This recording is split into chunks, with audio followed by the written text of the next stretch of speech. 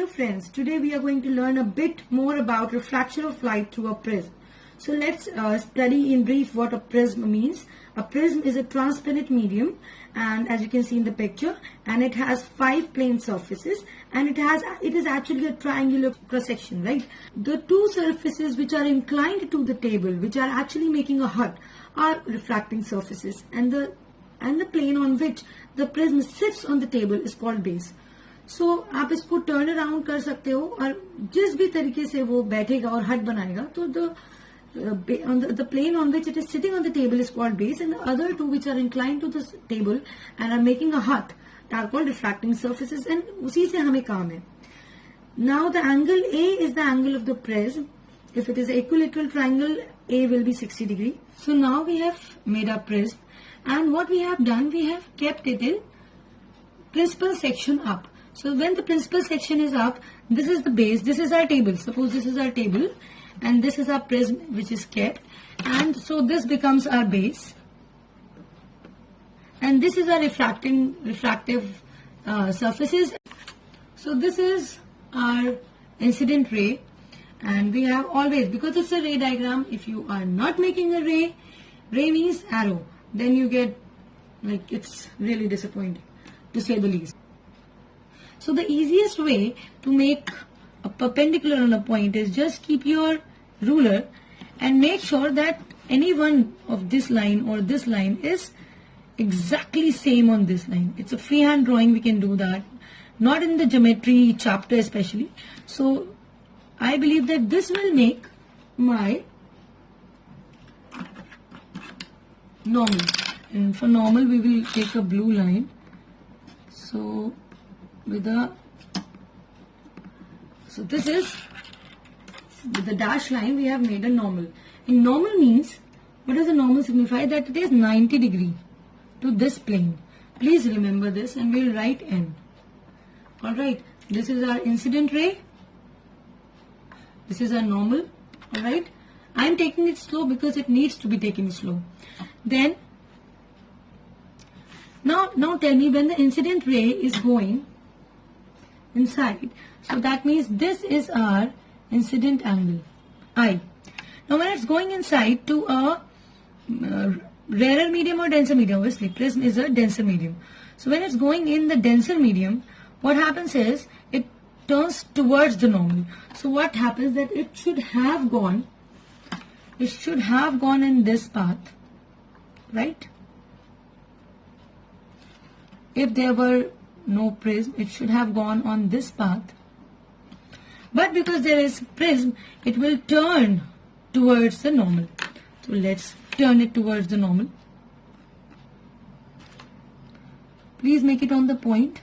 So this is now the path inside the prism. Again, a ray is important because we are making a ray diagram. Alright, now when again it's on a refractive surface, because it's going from a denser medium to a rarer medium, again we have to make a normal. Let's make a normal on this point. So again we are going to use the same trick to make a normal. We are going to coincident this mark on 2 to this line. See, it's coincident on this completely, and we are going to make a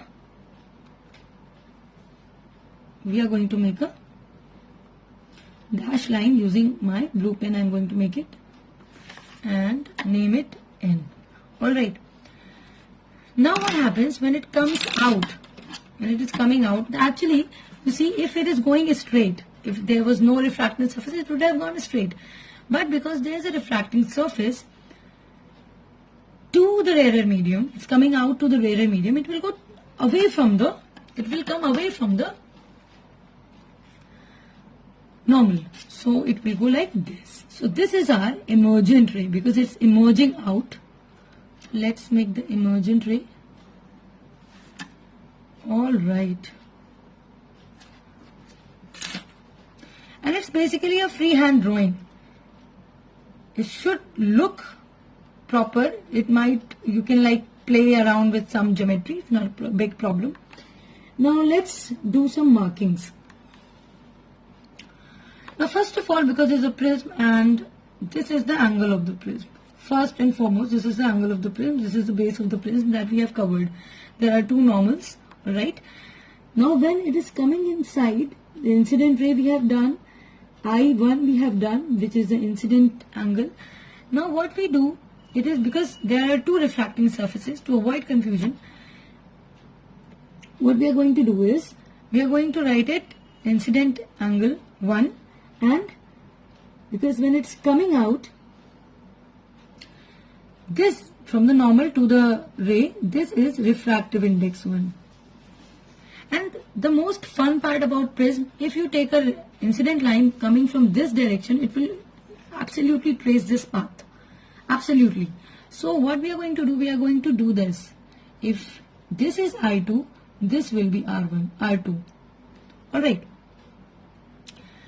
Now, if you take this path, what will happen? If you take this path, if there will be no prism, it would have gone like this. So basically, what I am trying to say, the incident ray was going on this path, and after going inside the prism and coming outside, the direction change is this much, right? It's going this much and now it's this much. It's going this much and now it's this much. Let me show it with the pen. It's going this much and now it has turned this many degrees, and this is called the angle of deviation. Alright, I think I'm pretty much clear. This is called the angle of deviation, and that's very, very important. Now, if you know the exterior angle theorem in a triangle, that says that the sum of two interior angles is equal to the exterior angle on the same plane as the base. So if you take this as the plane, as the base, you can turn around your phone, you can take this as the base. These two angles will add it to this. So what we'll do, we'll write del 1 and del 2. Alright. And again, this is also 90. Please make sure that you remember these tiny details. First thing to notice is I1 equals to del 1 plus R1. I'm not going in the bookish way. I'm telling you what is easily approachable. How is it easily approachable? It's a different approach other than what's written in generally in the books, in the angle PMQ, LQ. I'll not use that. Okay, so why? Because they are vertically opposite. Because it's mathematics, I'm completely going mathematical. Vertically opposite. So when these two angles are vertical opposite, they are bound to be equal. Similarly, I2 will be equal to the sum of these two, because these are two vertically opposite. Look, these are two vertically opposite. So I2 also equals to del 2 plus R2. Why? Vertically opposite. Vertically opposite angles I should have written. Alright. So this is clear. Now, as I have explained, angle of deviation is sum of del 1 plus del 2. Why?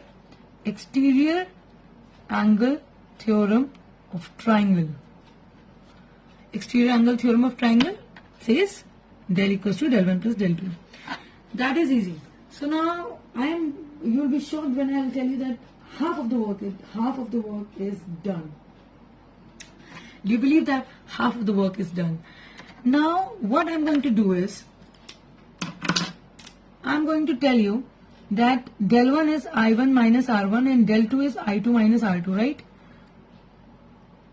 Del 1 is I1 minus R1 and del 2 is I2 minus R2. Okay, so we are going to substitute it here.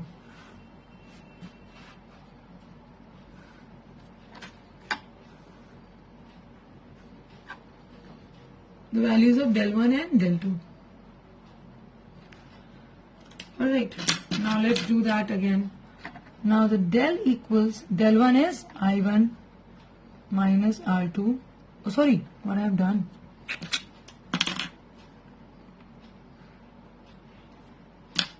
Del 1 is I1 minus R1 in the bracket plus, what is del 2? I2 minus R2. Now what we are going to do, we are going to club the same terms. which will make I1 plus I2 minus R1 plus R2. Alright. And what I'm going to do, I'm going to write A, this point is P, this point is N, and this point is Q, because that's written in your book. Now because this is 90 degree, this is also 90 degree, right? And this is also 90 degree. That's why I have not used a red pen, because this is like only the 20% left and it is a bit, you just have to be with me.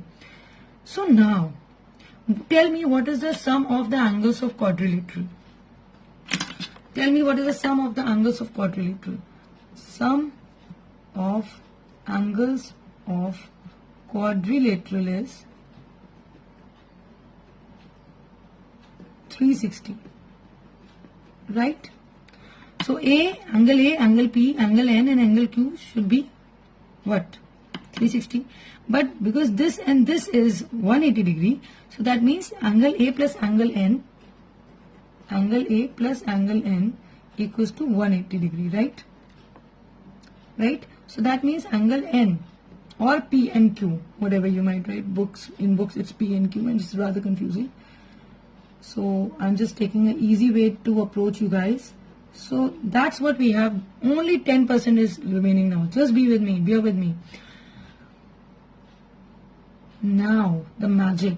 In triangle, sum of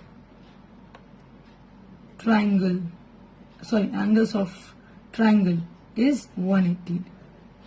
Now which quadrilateral we are talking about? A, P and Q. And which triangle we are talking about? P and Q. The sum of angles of a triangle P and Q is always 180 degree. Now that means R1 plus R2 plus N equals to 180 degree, right? So let's write that. R1 plus R2 plus N equals to 180 degree. Again, N equals angle N equals 180 degree minus R1 plus R2. Now, if you just bear with me, suspense is mind blowing. If you just match it, if you just compare these two equations, what happens? You understand, you decipher that angle A equals to the sum of refractive angles. You decipher that angle of the prism equals to the sum of interior refractive angles, right? So you decipher angle A equals to R1 plus R2, which you are going to copy here. So let's come here. So del equals I1 plus I2 will be as it is. But instead of R1 plus R2, we can write A. And hence the equation becomes, why I'm keep on writing, I don't know. I1 plus I2 equals to, A comes here, del plus A. So this is the mathematical equation we are trying to reach, because incident angle we can calculate, exterior emergent angle we can calculate, that's I2. The difference between those we can calculate, but an angle of the prism we can calculate, because the interior R1 and R2 are so difficult to calculate, we just wanted to avoid it. So this is what we want to reach.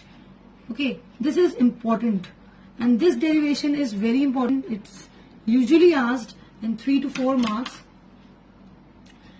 This is not exactly how you should write in the book, in the exams. This is not how you should write in the exams, but believe me when I say this is the easiest way to follow this. Just practice this once, twice with this video, and you will understand, and then open the book and go through it. Or you can just name A, B, and instead of writing arrows, you can write from equation A and B, because that's just dramatics. This is the basic concept which I want you people to understand. Alright. we are going to learn about factors affecting angle of deviation of a prism. That means कि ये जो angle है ये हम लोग कैसे control कर सकते हैं, किन किन फैक्टर्स पे ये डिपेंड करता है. तो सबसे पहला है angle of incidence I1. Alright, इस पे ये कैसे डिपेंड करता है. Let's make a graph, very free hand graph, इतना कोई इशू नहीं है. कि जैसे जैसे हम I1 को बढ़ाते हैं वैसे वैसे angle of incidence angle of deviation में क्या फर्क पड़ता है. तो जैसे जैसे हम एंगल ऑफ इंसिडेंस को बढ़ाते हैं एंगल ऑफ डेविएशन कम होता जाता है, पर एक पॉइंट के बाद फिर ये इंक्रीज होने लगता है. So at this point this is the angle of minimum deviation, and this is why I made this diagram, because you can see that this line which is inside the prism is parallel to the base, and this is basically, if you are asked to make a prism diagram where to show the angle of minimum deviation, where a ray is falling for angle of minimum deviation, you will just make a triangle and make this. That's it. That's the whole scoring. So this is if this is del min. All right, this is what you have to know. So at angle of minimum deviation, if this is parallel, if this line is parallel to the base, I1 and I2 are same. So at angle of deviation minimum, I1 and I2 are same. What does it mean? It means at del min, that is minimum deviation, angle of minimum deviation, 2I1 minus A. Alright, or 2I minus A. I1 भी लिखने की क्या जरूरत है. 2I minus A. That is maximum amount of information that you need to know about this. Now comes the second part. I'm rearranging what's in your books. The second part is, after angle of incidence, the second part is angle of the prism. So it depends upon the angle of the prism. How?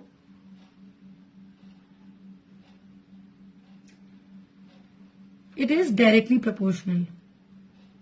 So if A increases, del also increases. As simple as that. कोई कहानी नहीं लिखनी. As angle of the prism increases, angle of deviation also increases. Third point, and it is important. What is the material of the prism? What is what is the refractive index of the material used in the prism making? So material of the prism, I'm just writing material of prism. I just want to make it like real short notes, and that means the material of the prism, that means the refractive index. So what is the relationship between it? Material, if the refractive index of that material, if you increase, like if you take one glass prism which has a lower refractive index, and then you take another glass prism who has high refractive index. Refractive index means more refraction, that is more deviation produced, right? So these both factors are also directly proportional. Now the fourth and the last one, color or the wavelength. Now because the refractive index of the violet light is much more than the refractive index of the red light, hence deviation for violet light will be much more than deviation for red light. What does it mean? It means कि अगर आप एक red light लोगे तो वो कम deviate होगी अपने पास से, कि कम एंगल डेविएशन का प्रोड्यूस होगा, और अगर आप वायलेट लाइट लोगे तो ज्यादा एंगल ऑफ डेविएशन की ज्यादा बड़ा एंगल होगा.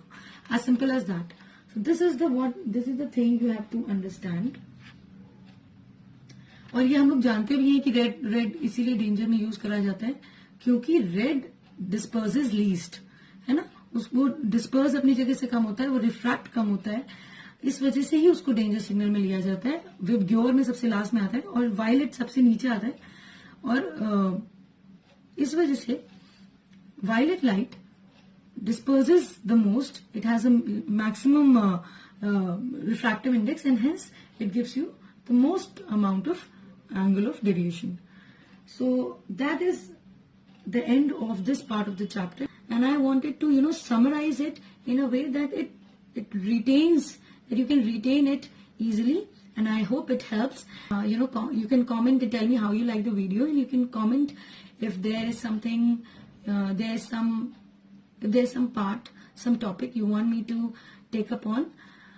Do let me know, and I'll be happy to oblige. Have a nice day.